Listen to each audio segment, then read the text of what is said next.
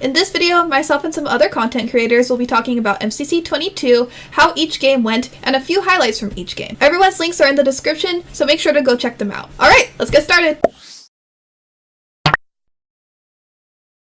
So the first game of the event was Meltdown, aka the newest game, and I feel like there's a lot to go into here. I guess just first off, like, what did you guys think of it? What was your overall thoughts? How'd you feel about it? I personally think that it could be an amazing game.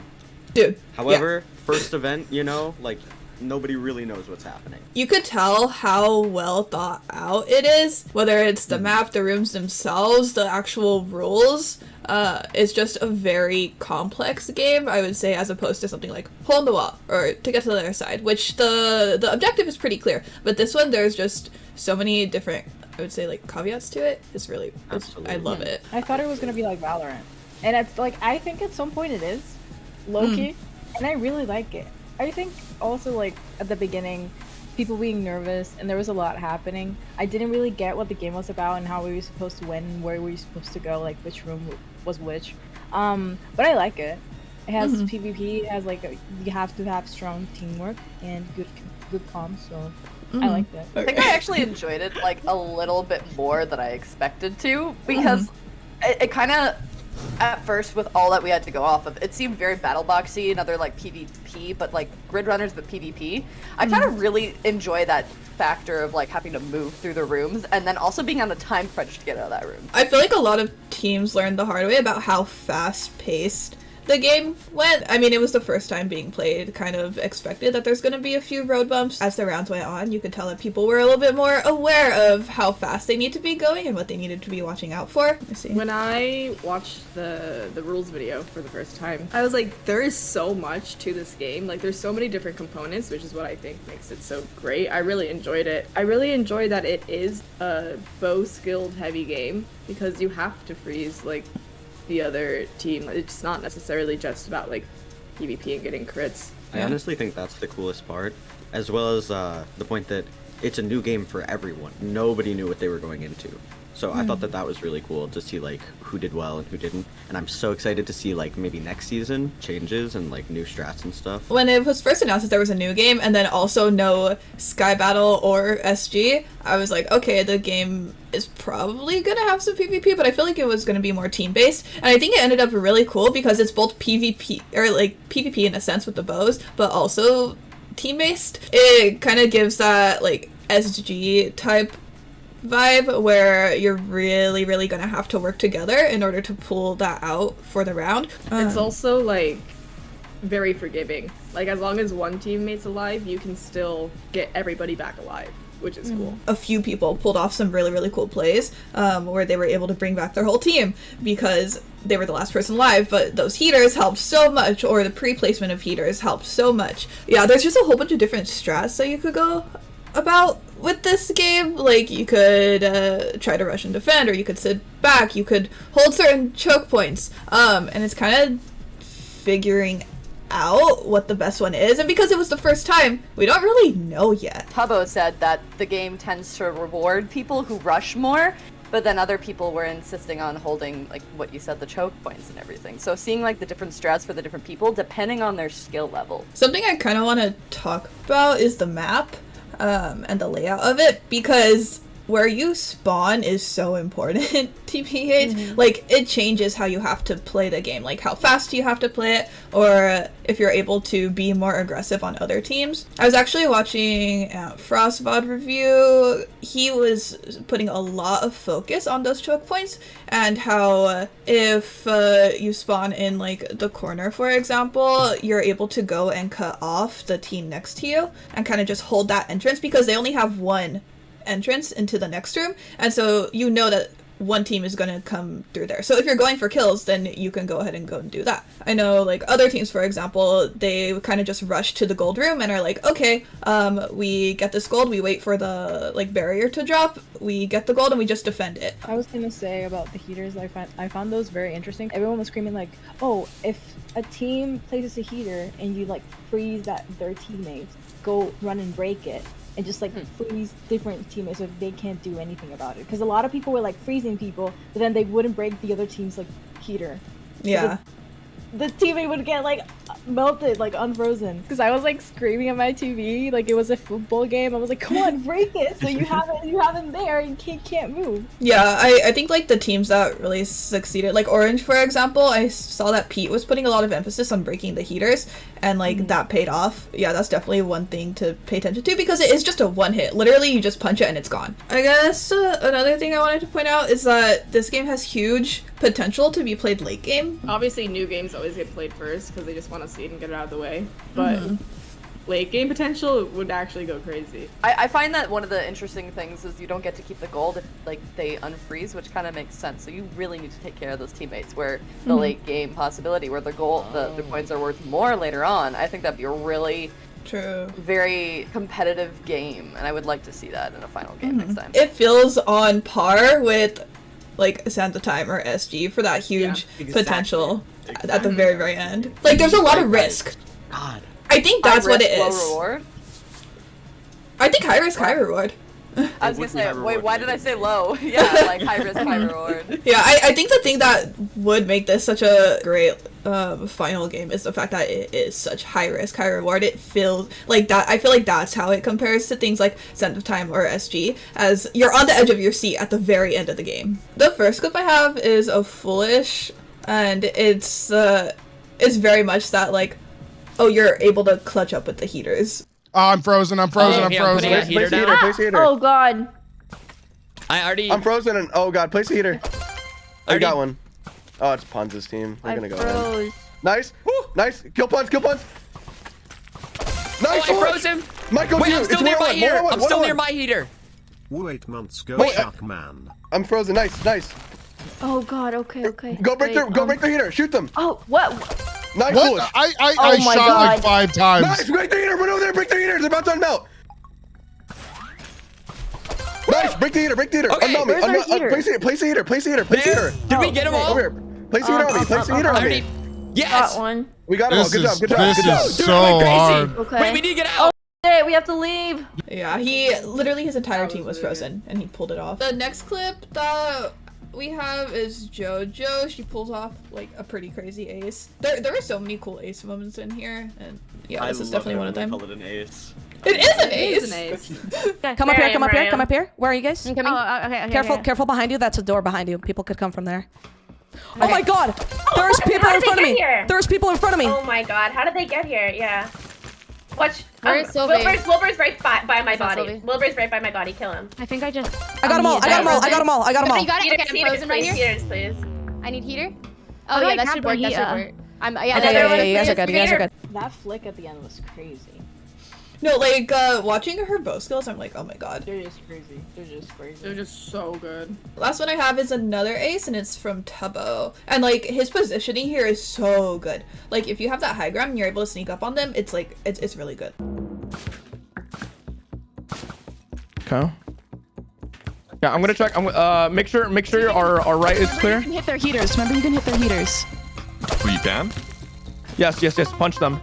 Punch them heaters out. If somebody else on Tubbo's team would have been able to like run in and break that heater like while he was bowing them, like that's where like the teamwork and like communication is like so valuable in this game too. Yeah, for sure. Because like he just did that all in like that's a 3-second ace. Yeah. Like. And it was completely on his own. Like there was no communication because it was so fast. But like, if there had been and like the heaters have been broken, oh my god. I think a lot of people just like didn't even process like that the heaters were there. They were just like go. Yeah. And like being able to process more of what's going on will definitely come with time, but it's just like it's such an overwhelming game. Alright, the next game we've got is Parkour Tag. Honestly, with this game, I feel like it's really one that highlights just how good movement players are at what they do. So like Pete, for example, I know that his team, honestly his entire team is pretty good at movement, and I know that they broke the coin record for Parkour Tag in Season 2. I feel like Parkour Tag is all about touching the toe. No, you got they always come for the toes. I agree with you. Just a little like nah. I'm keeping that in. Did you say it's a snack? Snap. Oh, okay. A little toe snack, you know, it's nothing. Yeah. Something I wanted to know actually is the comms and kind of how I think that they're developing with the game. I was watching some practice. Sam and Dream actually were talking about how they like comms that are kind of ahead of the game, that it's a little bit more advantageous to make assumptions rather than just like, oh, okay, like, oh, they're cutting you off, but rather let people know what's going to be happening soon. So like, oh, they might cut you off, so you can already have that idea of, oh, they might cut me off, I need to be ready to turn around at a moment's notice, and just to like increase your reaction speed. Predicting what's gonna happen ahead is something that I noticed Dream did on his team, and it's where George was the only runner left alive, and then Dream was like, oh, they're gonna cut you off, and then George spins around and runs he literally just does a 180 and runs backwards, and it worked. And that's how you're supposed to play the game. The first clip I have really highlights the like being able to cut off and making the other team need to be able to predict that, and that's Pete. I feel like he does an amazing job hunting and cutting people off and looking for those choke points. I'm gonna go left. Pearl, Scott. Let's go. Straight down middle. Quig's going right towards me. Yep, he's coming my way. Yeah, he's middle right now. Is he still on me? Yeah, he's still on you. Yeah, he's still following you. Yeah, he's on. Got one. He's right. He's behind you. He's behind you. Okay. Still behind you. Yep. Oh, I missed the jumps there. Where's he Got at? two. Oh, he's close to our side. He's on our side. He's on you, Spifey. Oh, it just got Got me. Spifey. Don't come this way. No, you kind of have to come out. Got three. Got them all. Big benefit too that he did was he looked at what team he was hunting first too, because he was like, okay, here's who I'm hunting down, and he knew from that, if you've played with them before, like the strengths and weaknesses and how they move. There's a bit of like contradiction between how hunters, or how people think that hunters should go about this game. If they should go for the strongest player first or the weaker players first. Like, I know a lot of people are like, oh, like you should get the stronger player out of the way, but I kind of feel like it's more important to go for the weaker ones first, or quote unquote weaker. Yeah, I agree. Yeah. I totally agree with you. If you can get someone, why don't you get them? Yeah, like, if you were easy, just fast chasing, if you were just chasing the best player the entire game and missing like other players like the entire time, like that's pointless. Yeah, it just feels like free survival coins for the opposing team. So the next clip, we've got another foolish clip. He actually did pretty good. But he was surviving for so long, and this is kind of like what we were just talking about. It's like, if you're taking so long with another person, then that's kind of giving you less time to go for the rest. Like, I believe because Foolish was chased for so long here, both him and Michael survived this round. Like towards me. Oh, so close. Keep run, Tina, run. Oh, shit. Oh my god. Where are they? Oh. Oh wait. Ah! Do you see him? Tina, Yeah, he's behind. He's behind you. God. He's behind you. But it's like They're a big going distance. diagonally, going to the corner now. Oh god. You got it. You got it. You're Just doing stay great, in the you're doing air. good. Just stay in the Colin. air. Okay, I did the opposite of that. You're fine. Oh god, they're tailing you. They're tailing you. They're going through that black building that you're just in. They're crossing that dirt. Okay. They're trying to go up. They missed it. You have high ground. They're going to the high ground now. Got them all. Oh god! Oh god! I'm sorry. Those were really comms. I'm doing my No, best. Tina, that was good. No, No, that was Tina, good. you're doing fine. I was in support. Just stay alive. Just Nice. yeah. We got Use two your on tag. this one. Nice. The next game was Rocket Spleef Rush. From my perspective, I was watching JoJo, of course, and she got like 4th every single round or something. She was going Jeez. crazy with it. Okay, so a lot of times players have trouble rocket boosting and like getting good height from that, and so that's where they end up falling because they can't just like get enough height. And Sam had a really, I would say, like efficient strat, which he said he learned from Punz, but it's just like this combination of shifting and jumping at the right time and letting go of shift. And mid-game he told his team what it was, and so like I was watching James POV, so you could literally see the improvement from like the beginning of the round to when Dream was able to pull off that strat. No, because I was watching Dream and I also noticed it was so effective. Learning this little piece of information that Sam taught completely changed the course of the game for that whole team. With that in mind, and with like Sam boosting and stuff, I actually have his POV, which I'm pretty sure he got first in this round. Okay, 11 left. 10 left, 9 left. You guys Sapnap got died. this. 8 I'm gonna go for a land. Keep alive, guys. I think I just Nice. may have killed Tubbo. You guys are doing nuts. Arrow's pretty close. No, that was unlucky, Dream. Oh, you can make that. You can make that. You can make that. 6 lives, just keep as much height, Dream. Try to hit that guy. Nice, nice try, nice try. It's just Tried to open it shoot some and... stuff. Let's go, Sam. Stay alive. You're... They're You trying to haven't hit you, Sam. They're trying to hit you. I just went for another boost. Stay alive, just fly straight. Let's go! Let's go! Another thing that makes that so efficient is the fact that he's barely landing. Like, he is on the block for so little time, so the chance of him getting griefed is significantly less than other people who have to like land and then jump and then like boost.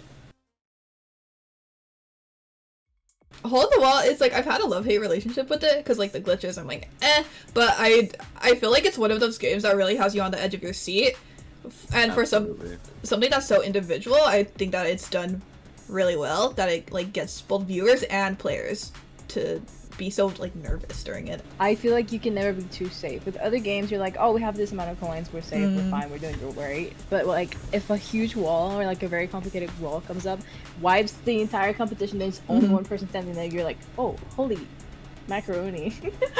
I just Macaroni, man. Seriously. Holy broccoli cheddar soup. Holy flip-flop. I can't believe Red it. Bull, man.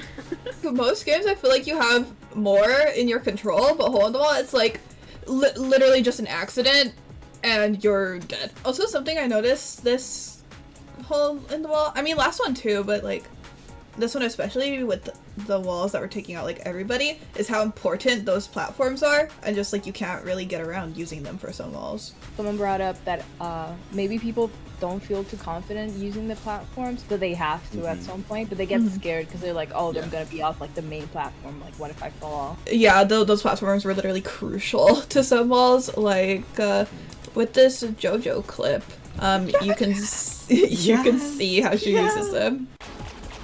Blue again to the right. Green. Green again to the left or side. Green again Green. to the left. I was on the right. Okay. Oh, nice. Blue. Blue. Nice! Jojo! You won! Oh my god! Yes! Oh my god! I was checking so much! I cried. I love watching her. Final fight. say like you did. I I just feel like you actually did, is the thing. I did. Hi, Full Screen Joji here. Please don't forget to subscribe, like, and comment with your thoughts. It helps out me, this channel, and this video a whole bunch. Okay, let's get back to it. Okay, so this map was an inverted space race, and so like as soon as the map loaded up, my immediate reaction was just like, ew! I'm like, this is not space race, it just felt so wrong. It felt so wrong. Even just I would have been so confused playing. Wait a Everyone was second. discussing like, oh, the map is inverted, whatever, and I was like, oh, that's what they meant in the announcement video when they're like, oh, the map is completely the same. Yeah, they were being sarcastic. I was like, I'm so slow. I know a lot of the contestants were literally watching the VOD of Space Race, like inverted, like they inverted their screen so that they could watch They're it. so smart. They're so smart. What? I don't know if this counts as like a record for the normal Space Race or if they're doing new records for the inverted one, but Dream broke the canon record.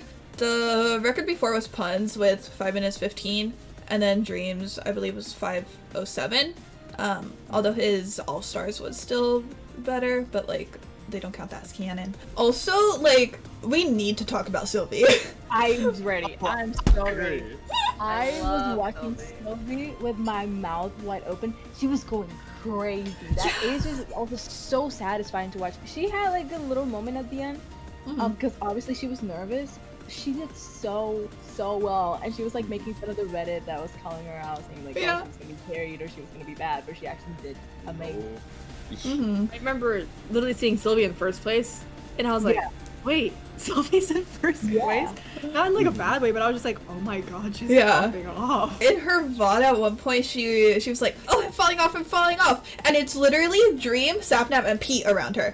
And I'm like, you are not falling off if these are the people you're competing with right now. So one thing they added to a space race this time was they like kind of blocked off the skip that most people do, but you're still able to like get around it in a way.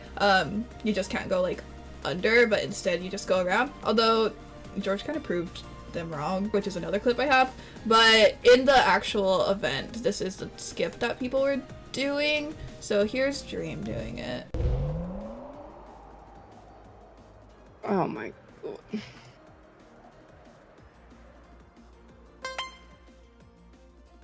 Wait, I'm sorry. What just happened?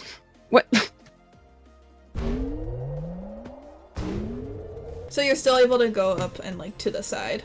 It's obviously not like the big skip from before, but you get like halfway up, which is it's still a huge time save. And then George and Dream were like playing around after to see if you like what skip is still achievable. And so this is after like they both already finished. You got this, Puffy. Oh man, I was right behind you, Dream, and I messed up the trident. Beat Spifey. Spifey's right behind you. Spifey fell. What? Nice, Wait. Okay. Oh god. Wait. Nice, you're up. You're up. You can still do the skip. okay, You can literally still do it. No, I panicked. I panicked. Wait, you can? Yes. Just Wait, what? Take your time. He tried doing it again after this, and there actually were barrier blocks like around, but he was just able to find like one space that you could get through it. First try, he just got literally. That's crazy. So it's probably not going to be achievable next time, but the fact that like it was still achievable this time, it's like, dang. So the map's really open, and looking from Sylvie's point of view, I remember Sylvie was ducking at one point, and Jojo says they can still get you from that point. So it really made it tricky to have those points of being able to hide, which I kind of liked, because it's less holding back and a lot more out there and like attack heavy. Something about this map like allows you to hit a lot of bow shots, so you have to be very precise with your shots. It's not really about like hitting crits, it's about like more fighting from long range and then approaching the other team and getting like those final hits. What I don't like about battle blocks, and I will say this over and over again, is when people wall rush, because I feel like it defeats the purpose of a PvP game. Yep. I actually feel like this map, it was a lot harder to wall rush because of how open it was and the fact that everybody had a bow.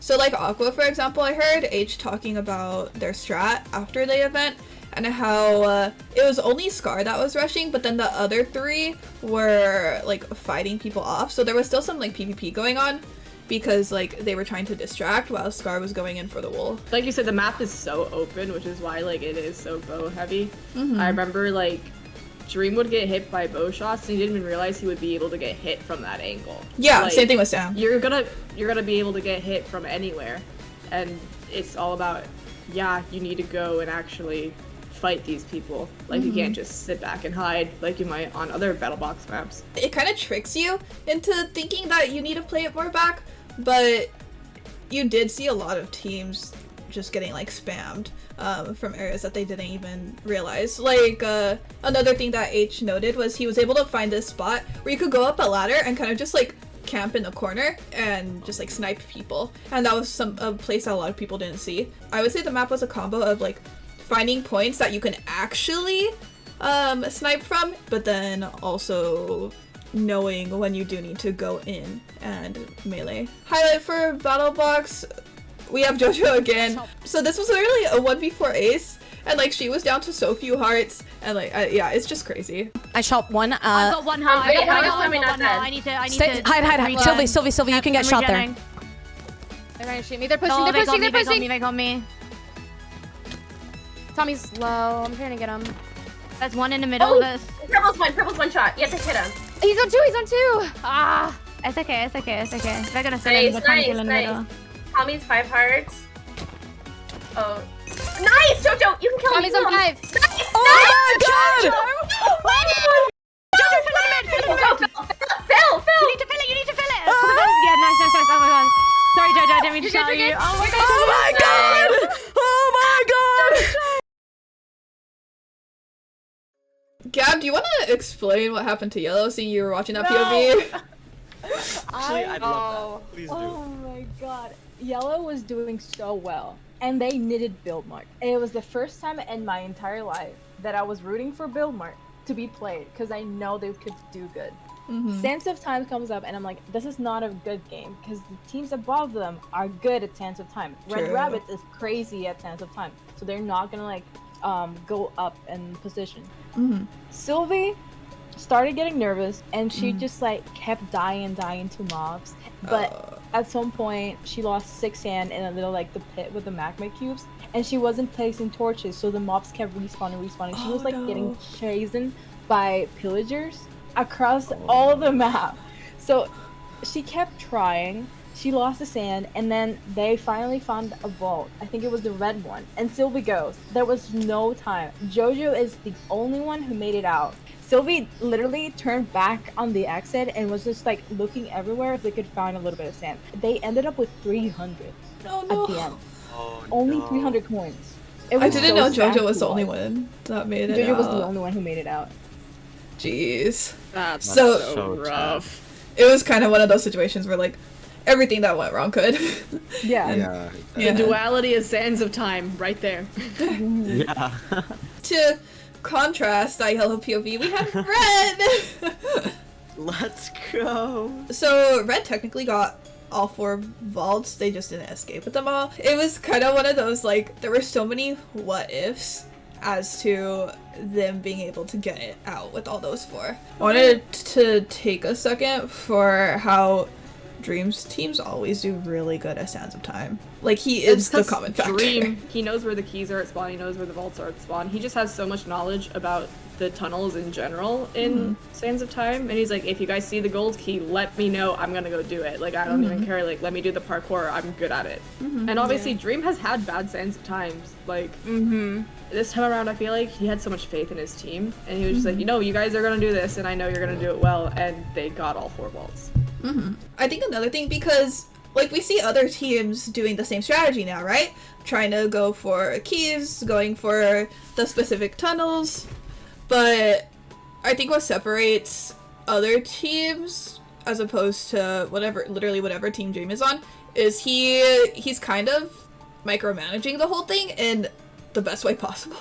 Because it's not even like micromanaging in a sense, more so just being able to keep track of everything. He's like a second sandkeeper in a way. He's doing his own thing and he's doing it really, really well. He's picking up slack wherever he needs to, but then he is also keeping the rest of his team on track, keeping comms clear, and just knowing everything that's going on.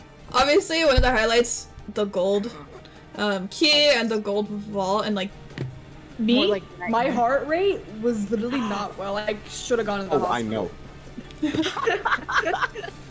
I felt like I just chugged like every energy drink you can think of. Yeah, I have a clip of Dream doing the gold key parkour.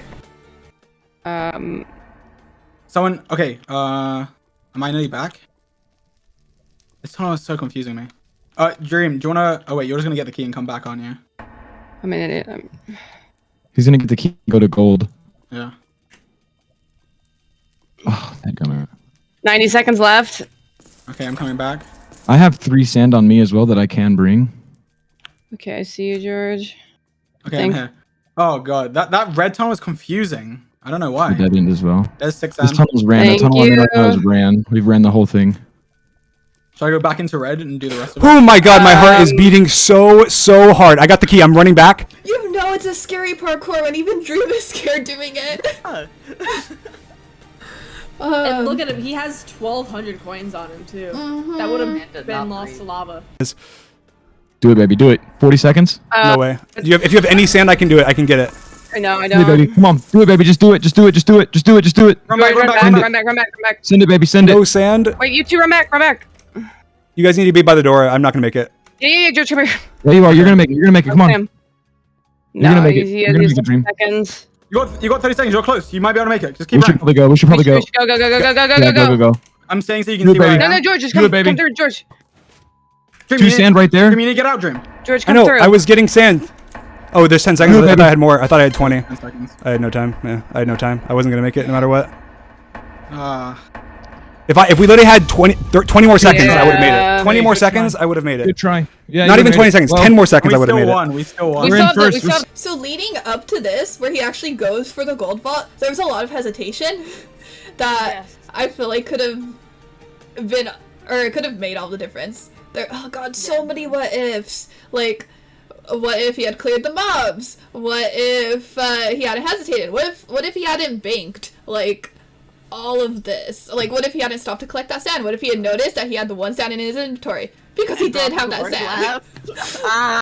What if he had hit the ones that he paused to get? What if he had hit that before? What if somebody else had done it? Because I remember seeing him, like, I remember noticing him, like, scream shoot that, and he just didn't, and I was like, God damn it. Yeah, it's just one of those moments. But it's okay, because I still made it to Dodgebolt. So before we even get into the game, I kind of want to talk about, like, how the game was chosen. Because I actually liked the fact that they didn't use chickens. I know that it was a power-up, but the fact that... Cool. Because it was just all of them physically being in the arena. It actually mattered. Like, their vote, like, you knew that your vote was concrete. For the very last game, I was like, okay, I like this. Yeah. Also, it was, like, so close. Yeah. Like, it it was, literally split in half. It looked 50-50. I was like, is it literally going to be a tie? So there's like two main things that I want to talk about to get to the other side, and the first one is the new map. Seeing the preview for the new map and then actually seeing it in game, it feels very much like the Bedwars practice server. And it was really long. It was also really long. That's like the first thing I noticed. I was like, they're still running. I was like, they're still growing. Yeah. And the fact that like you had to like hit their little feetsies of the fan. I think that caught everybody by surprise. And then another thing I want to talk about was actually Ollie and kind of a new meta that he made for the glide map, which I have a clip of. Hey, someone hit me off. Cool. Awesome. That's fine. Is there a max height? Yeah, there is. You'll hit the ceiling. Oh, I did a momentum jump. I got first. Nice. What? Here he does an electro hop, which like nobody's ever done on this map before, and I feel like it's just so smart. It's so smart. Have we talked about purple yet?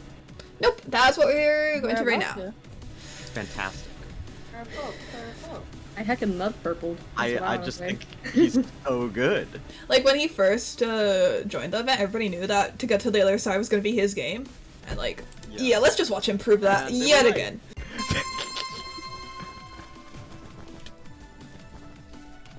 Oh, I'm following the pink line.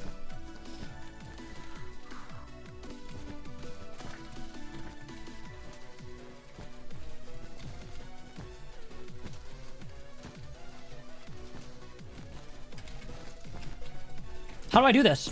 I got first! No, Jojo Nice, got first. dude. I got second. Second is still insane. Yeah. For the most part, that was to get to the other side. Like there was some other stuff that we're not really gonna go into, but it's okay because now we've got Dodgebolt, which red and pink. Yes. We had red and pink. So first off, for Dodgebolt, I wanted to hear your guys' opinions on how they changed it, and just to give like a brief summary. If you lost the previous round and it wasn't tied, you spawn in with 2 arrows and the other team spawns in with 0, instead of it being evenly split 1-1. I think Dodgebolt was already balanced. I didn't see the reason to do that. I don't know how much it changed. Like, do we really think that it like changed a lot? There was one instance where the other team was able to get Dream out because they had both arrows. Okay. I think it kind of just depends on how you're looking at Dodgebolt, because if you want it to be completely even, no bias towards like anyone, then yeah, we want to keep the previous format, but this new format definitely makes it so that the weaker team has a stronger chance. And when I say like weaker in that regards, I just mean like, oh, the team who has like a lower accuracy in hitting, or a lower dodge rate, something like that.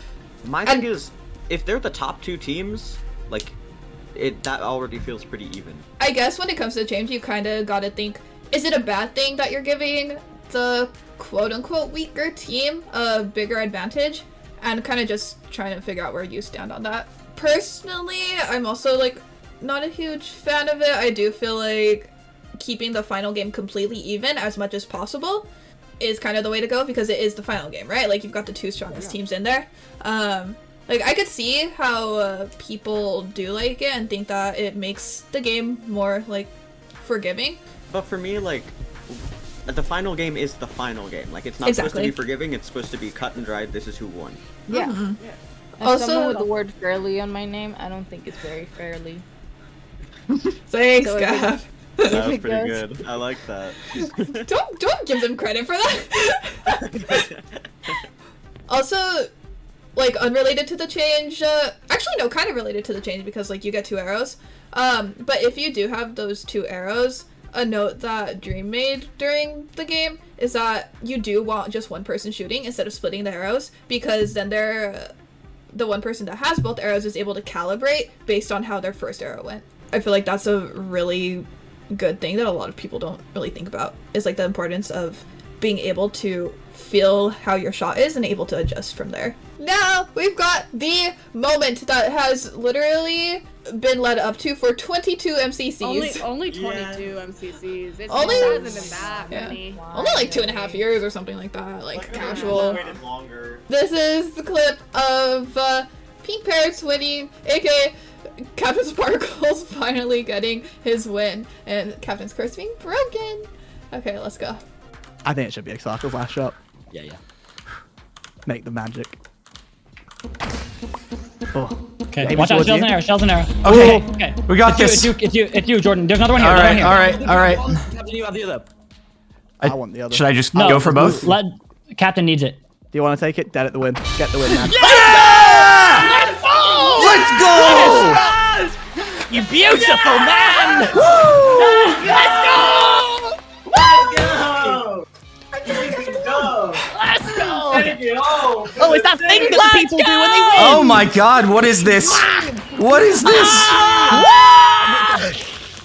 Wait, we could have got the thumbnail pick. This is the thumbnail pick. You've gone down! Oh, so beautiful. It's so nice. I'm gonna be honest with this Dodgebolt. As soon as it started, I was like, GG's, it's Red Rabbits. Like, Oh, me too. I was like, they won. Clearly they won. They're crazy at Dodgebolt. I feel so bad. I remember saying like, oh, I feel so bad for Sparklez, because you know he's gonna be like, he's gonna lose again. And then Purple went kind of crazy. Oh yeah. I think with the shots, like Purple was hitting every shot. Red Rabbits, like, I don't know if like George was kind of nervous, but then he wasn't like also hitting his shots. And a thing I realized was like they used George as like the main shooter for 2 rounds. They shouldn't have. They shouldn't. If George wasn't hitting the shot, Dream right away. Dream. That's my point of view. Yeah, it's kind of like that hot hand strat, per se, where it's like you give it to the person who has their shot on, or if somebody doesn't have their shot on, then you test out the next person. And so they kind of just took a little bit too much time, and delayed that switch. I think it's definitely fair to like keep the faith in your teammates, but I think also after a certain point you kind of got to realize like, oh, okay, if we want to win this, we should probably switch things up. You know, I just wasn't expecting it, especially after in MCC 22 predictions, will the Golden Gals win by MCC Chats? Joji actually said George being a demon with a bow and arrow. I did! I said that! Yeah, I wasn't expecting it. To go as south as it did. Yeah, and I think that's also why they like kept so much faith in George, because he is so good with the bow and arrow. It's just he had an off day. He's so good. But sometimes it just wasn't his day. Yeah, but that happens. And it's okay if it happens, because CaptainSparklez got his first win! Yeah, let's go! George choked so CaptainSparklez could run. He ran home. That didn't make any sense. I'm keeping it in though. What? Yeah, but why is Captain running? And then I guess just for closing thoughts, I kind of wanted to take a second for S tiers and potential S tiers. So like I know Jojo and Purple kind of just joined the event, but I feel like they already kind of belong there. Yeah. Right. Like so very clearly, in my eyes at least. Jojo held first place throughout the event, like most of the time until the end. Yeah. Got first. But like absolutely insane. I've always said Jojo first female S tier. Yeah, same. Yeah. Easy. I don't know if they're quite considered by the community yet. I'm not sure if there's still those people that are like, oh, they have to prove themselves a little bit more, or like, oh, they have to get first place. But the thing is, in this event, the top placements were all S tiers. And it's like they only placed above S tiers. So the order was 1 Dream, 2 Purpled, 3 JoJo, and then below them was Pete, Punz, Quig, which are all S tiers. So it's like dude. Another one that I think has some pretty good potential coming up, and I know he made a tweet about wanting this, is CPK S tier status, possibly in the future. He has grinded so far from season 1, and like, I feel like if he does keep grinding, he could possibly get there, especially because he does have that leadership status already. Like, he was right below that group of people I just listed. When I see CPK in a team, I get excited because I know he's gonna do well.